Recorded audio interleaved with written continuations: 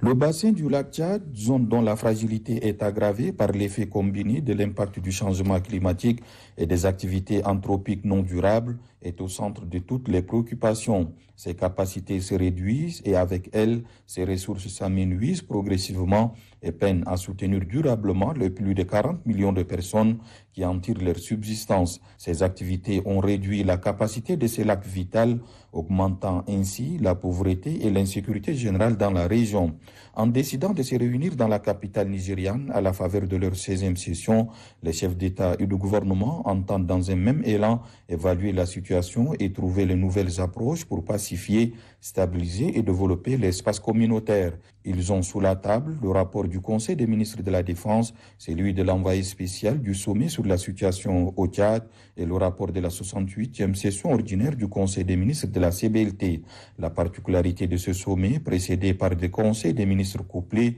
est soulignée par le secrétaire exécutif de la CBLT, l'ambassadeur Mohamed Nuhu. Dans son discours inaugural, le président de la République fédérale du Nigeria, Muhammadu Buhari, s'est étalé sur l'assèchement du lac Tchad et ses conséquences, non sans évoquer le projet phare de transfert des eaux interbassins pour lequel l'étude de faisabilité est déjà réalisée. C'est une étape décisive qui est franchie selon lui, saluant au passage les interventions en matière de développement comme le projet Présibalt et la stratégie régionale de stabilisation et de relèvement des zones affectées par Boko Haram. La menace est réelle et nécessite une synergie d'action entre les forces de défense et de sécurité des différents États, ajoute-t-il. Les opérations offensives de la force multinationale mixte décidées lors du dernier sommet sont à renforcer pour porter un coup fatal à la nébuleuse Boko Haram, avis partagé par le président du Conseil militaire de transition, président de la République, chef de l'État, général Mohamed Idriss Déby Itnou, qui laisse entendre que le combat est loin d'être gagné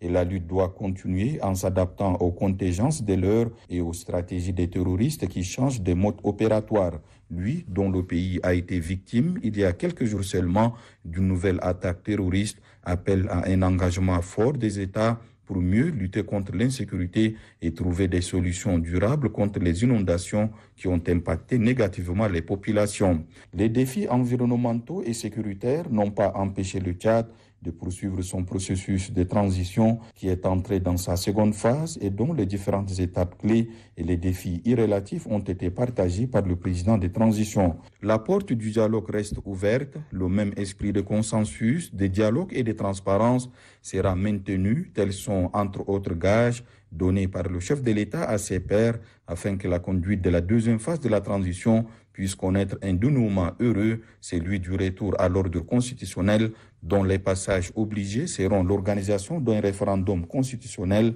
sur la forme de l'État et l'adoption d'une nouvelle constitution ouvrant la voie à l'organisation des élections libres, transparentes et démocratiques au Tchad.